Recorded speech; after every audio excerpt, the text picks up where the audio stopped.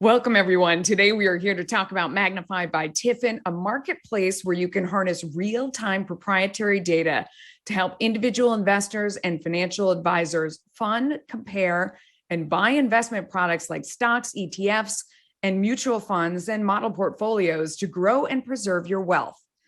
I'm Melissa Francis. I know a little bit about this subject matter. I'm a former CNBC, MSNBC, Fox Business, and Fox News anchor. There is probably no more important conversation during these volatile times right now than what drives the economy. Joining us today is hedge fund manager and founder of Hayman Capital Management, Kyle Bass. Kyle, thank you so much for being here. These are really turbulent times. I mean, today alone, we have just watched the market seesaw. Everybody was ready to, they were sick to their stomach through the whole weekend waiting for today.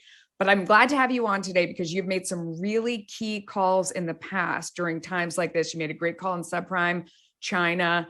You've made a lot of great calls in energy. Overnight, as you know, oil hit a 14-year high. This morning, though, oil was trading off as Germany came out and said they are not prepared yet to halt Russian imports. Oil just got slapped on that. But who knows what's going to happen next? What's your take on all of it? Wow.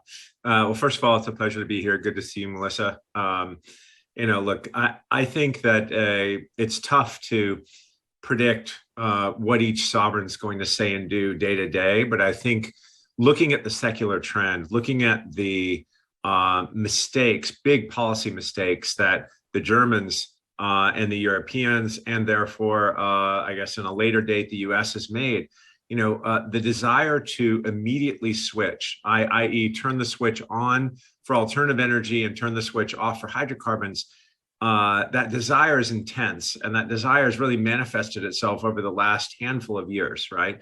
And historically, when we moved to coal and then we moved to natural gas and moved to crude, those energy transitions have taken 40 to 50 years. Think about this. We've been all in as let's just say the West has been all in on alternative energy, on wind and solar for the last, I think, 10 to 12 years. And we're not even at 3% of global production of energy. So it's important to note that this is going to take many, many, many decades. In the meantime, we're going to continue to have hydrocarbon demand grow. So for the last 6 or 7 years, we have starved hydrocarbon capex all over the globe in the interest of converting immediately to alternative energy. I run a conservation-based private equity firm. I care very much about, let's say, the climate, global warming. I care about everything that we talk about every day, but we also have to live in the reality of how to make that transition as seamless as possible. And I think that's the disconnect that we're seeing manifest itself in price today, Melissa. Yeah. I think we have a secular problem with supply, and I think that we're going to have to come to some sort of reckoning, realizing that this war, this awful humanitarian disaster that Vladimir Putin has brought upon the world, is not the real reason we're seeing crude at $130. All he did was speed it up. Right? We have a secular supply problem that we've got to address very quickly. Yeah, and events come on like this, as you said, and it sort of shows that this dramatic shift that we've tried to make, it kind of comes up and bites you in the ass. And then we have our officials going down to Venezuela over the weekend and trying to make deals with those, any other day we would be saying our despots, our governments we wouldn't deal with. Kyle, another thing that jumps out at me is that oil is fungible. And just because we say that we are not going to buy Russian oil, someone else will, and the oil just goes around. And then you look at, when you talk about environmental projects, the amount of oil that would have pumped through the Keystone XL pipeline exceeds what is sent to us by Russia. So we kind of make these sanctimonious decisions at different points in time that we're not going to do this and that. And it ends up costing something down the road that we also find to be, morally unacceptable, as in not having enough power to step in and do something about Ukraine. Your thoughts? Yeah, you put it perfectly there. I think that this is not a problem, or let's say a puzzle where the pieces are obvious and they're going to fit together perfectly. This is a very difficult leadership, policy-driven problem that we and the West has to take a much more constructive approach to. Again, you have Germany turning off their nuclear plants because they don't think they're green. And at the same time, spooling up coal-fired power production because all of a sudden they now rely on Russia for their power. It's insanity. Whoever's been kind of running these countries has made these sanctimonious choices, and they've been really poor long-term decisions for their constituencies and, truthfully, for the globe. I personally think small modular nuclear is the greenest way for our world to move forward. Imagine if we stopped flying airliners after 2 of them crashed, where we'd be today. We're nowhere near the old technological problems that we had with Chernobyl and 3 Mile Island. We have really, really advanced technology today, and small modular nuclear is the answer, in my opinion, to kind of really solving the climate crisis and getting us to a path of sustainability. So I think that's where we're going to end up, Melissa. It's just going to take $150 crude to convince everyone that they really made bad decisions, and that it's not just Vladimir Putin's fault on the energy side. Yeah, no, I'm not defending him at all for his humanitarian disaster. But we're talking about energy. No, I mean, you're absolutely right on the nuclear side, and it has such a bad name. It's really hard to get people to understand that we're talking about clean energy. I mean, I just want to remind them that when they're driving their electric cars, when they plugged them in overnight, most likely they got electricity from coal. So they're actually driving filthy, dirty coal cars most of the time when it's an electric car. But I digress. Let me ask you about, there was this FT article that caught my attention talking about, so of course, a lot of the world is so dependent on the Ukraine for food. This is something that I don't think many Americans had thought about before, and especially China is dependent. How does this play into, because there's that relationship between Russia and China. China can have an influence on Russia if they want to in this situation, and they need the grain and other foodstuffs out of Ukraine. How does that play out? Yeah, I think like Ukraine represents about 1/3 of the world's barley and wheat production. 1/3. I can't tell you how important that is for one area the size of Texas to tell you that it represents that much of the world's production. The real scary part here is, Melissa, if you go back to the February 4th joint communique, joint press release between Xi and Putin, it's actually a really frightening read. For some reason, it didn't make it into the press very much. Everyone thought it was just opening ceremonies of the Olympics.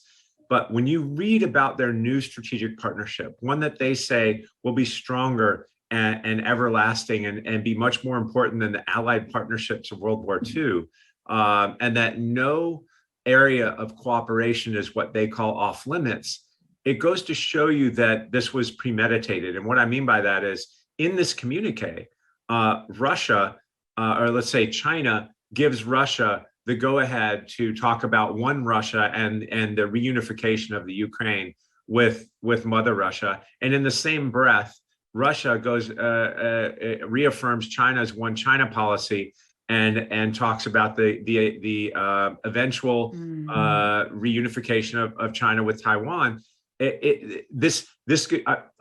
Sounds like I'm digressing from your question, but it's important to note that I think if China and Russia have a deal, which, look, you've already seen the payment system. When Visa, MasterCard abandoned the Russian banks for the payment system, the Russian banks immediately went to UnionPay in China. This is the single key issue of this war. If China is providing Russia with a backdoor for its crude, for its gas, and for its food, and what we're witnessing here, I believe, is the bifurcation of the world into 2 world orders. One is the rules-based West, who prioritizes human rights and climate and everything that you and I have near and dear to our hearts. And then you have the axis of evil, which is Putin, Xi, Maduro, and the rest of them that want to barter and trade with one another and create a world order that is authoritarian, totalitarian, and evil.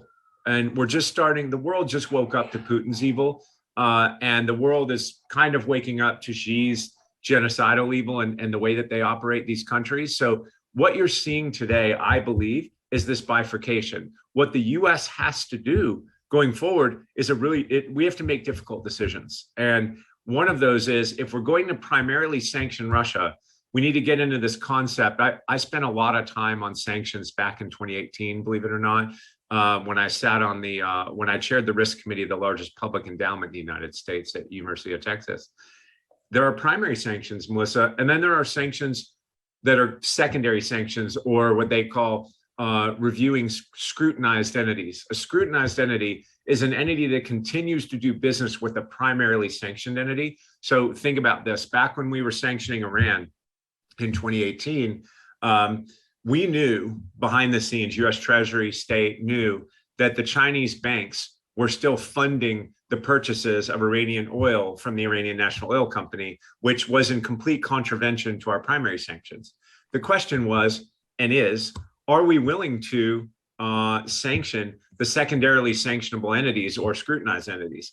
I think UnionPay is giving the Russian banks basically the workaround for US primary sanctions. We need to show that we're willing to sanction Chinese payment networks and Chinese banks and punish those that contravene our primary sanctions. If we're not willing to do that, then our sanctions are meaningless, because anyone can work around a sanction.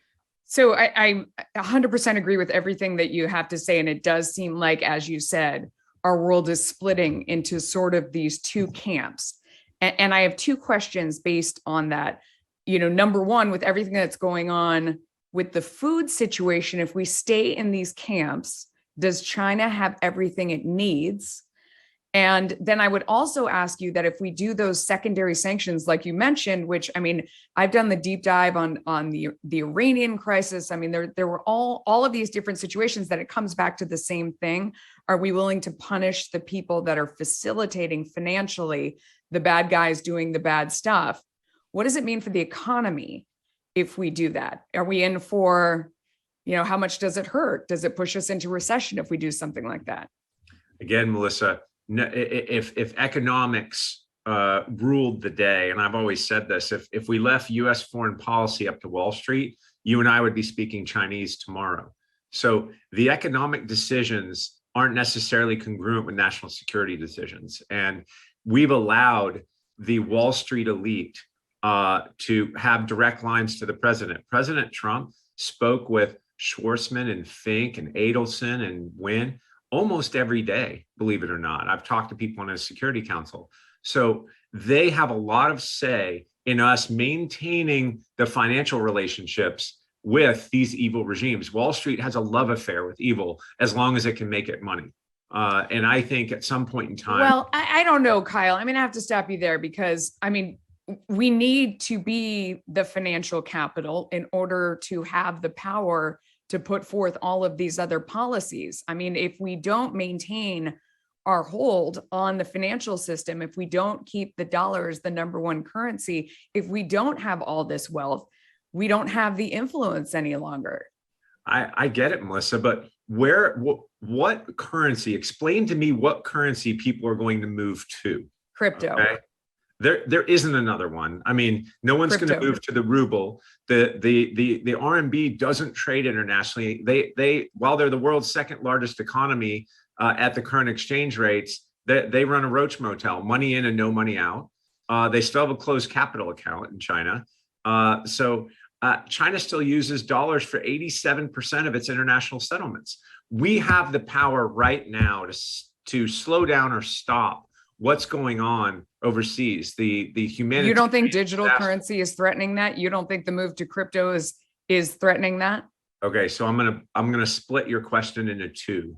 One is central bank digital currency, and the other is private crypto. I think private crypto is something that neither authoritarian governments want or Western democracies want. I think that both of them eventually want to put a bullet in private crypto. And if both sides want to put a bullet in you, you're going to catch a bullet.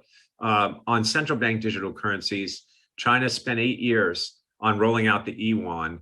and they're forcibly trying to roll that out now. You're going to see a bill floated here in the U.S. Senate in the coming days that makes the ownership of the yuan in commercial, industrial, and/or individual use. They're going to make that role illegal. I think it should be illegal. Imagine having the Chinese central bank and the despotic rulership of China allowing them to have their ability to bribe individually members of the West, the United States, our military, our citizens, without the oversight of law enforcement or a banking regulator. That is like a financial cancer that we can't allow into our system. So I think you're going to see this bifurcation. I think as it stands today, China desperately needs a few things. They need energy because they're very short energy. They need food because they're very short food. And they need dollars. And heretofore, we have not been willing to do anything. And I mean anything significant with regard to sanctioning Chinese entities for being bad actors.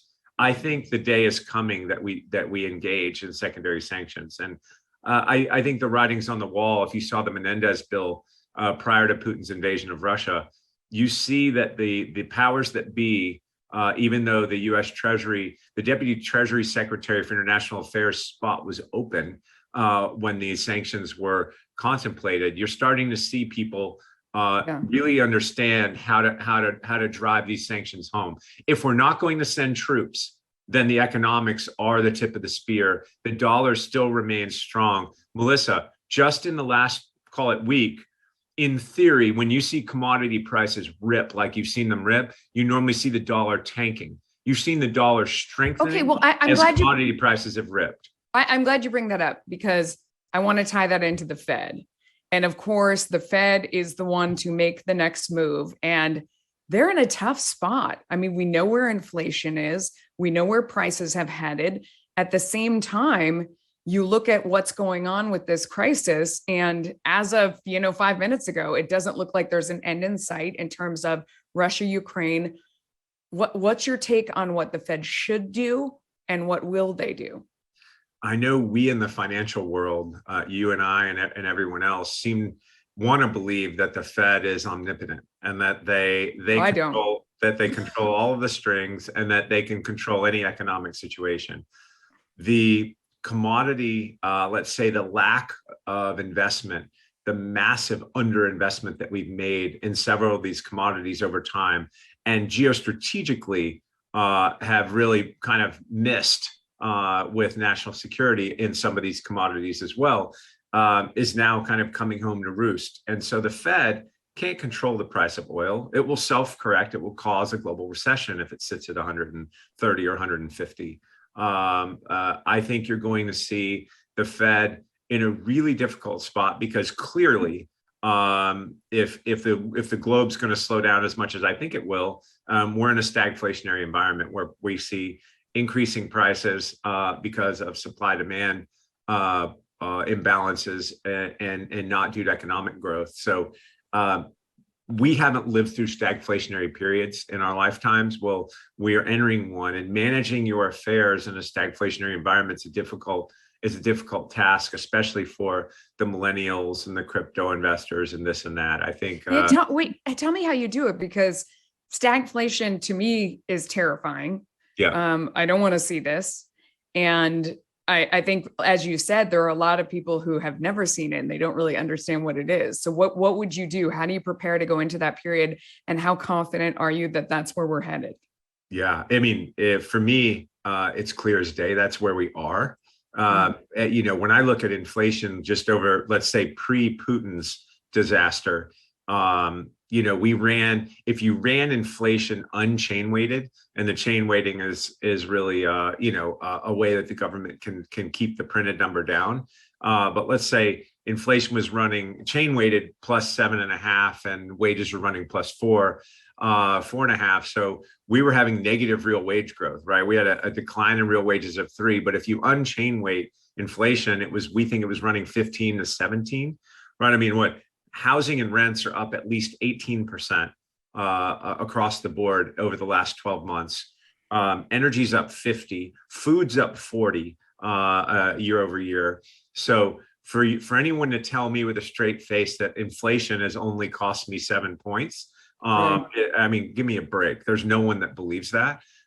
So I think you've seen at least 15, if not 18 or 20% inflation, and you've only seen wages move 4.5 points. So we're already in a stagflationary environment, Melissa. It's what do we? I know, and it's killing me. So tell me, what do I do? How do I position myself? What advice would you give me? Yeah, I mean, look, what I've done is after 16 years of managing a global macro portfolio, it seems to me that the best way to manage a stagflationary environment is using cheap debt, because I don't believe rates can move more than 100, 150 basis points before the curve inverts and we go into a recession, given the amount of balance sheet debt that both individuals and corporations have and what we've become accustomed to.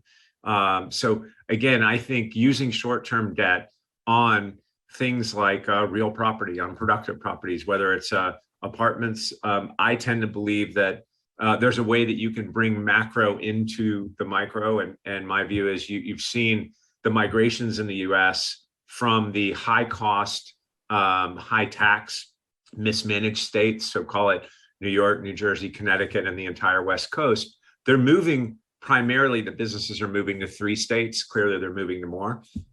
Rich people can move to Aspen and Utah. But when you're talking about full corporations, they're moving to places like Tennessee, Florida, and Texas when you look at population growth.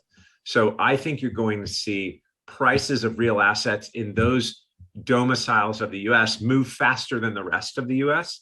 So again, I changed my whole business to focus on mitigating environmental damage, which is a great business, and also buying land within 2-3 hours of these major population centers, where I think you're going to see these population centers grow. And you can use judicious amounts of cheap leverage to stay ahead of stagflation. That's what I'm doing with my family office and my friends' capital. I know that it's hard to do as an individual, but you can boil that down to even buying in the housing market and using judicious leverage in those same areas. Okay, let me ask you, because I was down in Florida last week and their prices are through the roof. I mean, they're up hundreds and hundreds of percents. It feels like it's too late for that kind of a move to bet on people moving and businesses moving. And at the same time, we're seeing the COVID restrictions relax in the places that people had been fleeing. And I guess my question is, when you talk about restructuring your portfolio to those areas, I wonder if you've missed the boat. I hope you're right. I hope we see a dip in prices. I don't think we're going to see one.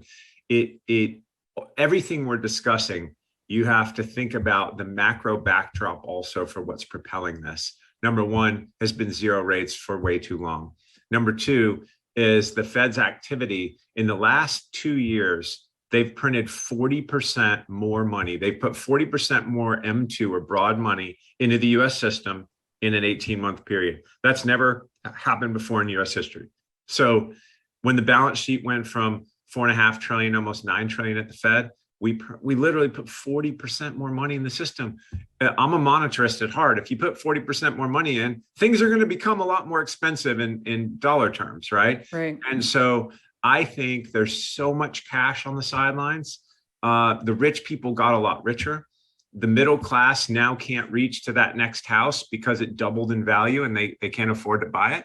And the poor are infinitely poorer because the poor just need food, they need lodging, and a lot of them use gas to get to their minimum wage job. Right, and those things are through the roof. Those things are all through the roof. And now you've got the politicization of economists. You have Paul Krugman on his Twitter literally saying with a straight face that he said there's no evidence that inflation disproportionately affects the poor. He said it in a tweet. I thought I misread it. But you have people throwing their Nobel Prizes. Is he delusional or is he stupid? Or is he, why would he do that? No. He is very calculated. Arguing a political point. The number one, let's say, the number one dissatisfaction of against the Democrats or the current regime today. Again, I'm trying to be apolitical, but the number one knock against Biden is simply inflation, right? So what the economists are starting to do is say, well, inflation really is not disproportionately affecting you, the voter who we're counting on to stay in the power. When they say, really, my bank account's at zero, I can't even. Here's a case. They get hit the hardest. We ran. My wife and I just recently ran a service employee Indeed job posting. We got 6 in the first hour applicants, and 5 of the 6 were from California. We're in Texas. That's amazing. Okay, so before we go any further, I want to get just a couple predictions because we're running out of time. Give me some predictions, for the near term or before the end of the year. Near term, no idea. But I can tell you secularly, you haven't even begun to see the highs in crude oil, and I honestly don't know what a positive outcome is for Putin's moves here. I know what the dream outcome is that he picks up his things and goes home, and we count the dead and we help Ukraine rebuild. That won't ever happen. So what is a positive outcome here? I don't know what it is. And I think that we are in for so much more conflict. And Putin is in a position of strength because 60% of his GDP is driven by crude oil, right? Our energy. So he's in a very different place than he was when the wall fell in 1988, 89, 1990. Is the U.S. heading for recession? Oh, I think it's with oil at 130, we will have a recession, right? I think that's given. Which quarters? I don't know. Maybe by the end of the year. It takes a while for the numbers to get calculated. Okay. All right, Kyle, thank you so much for joining us. That was really insightful. Kyle Bass, thank you for that. For Pleasure. More information on anything you've heard here today, please go to magnifi.com/media. We'll be right back. Thanks, Melissa.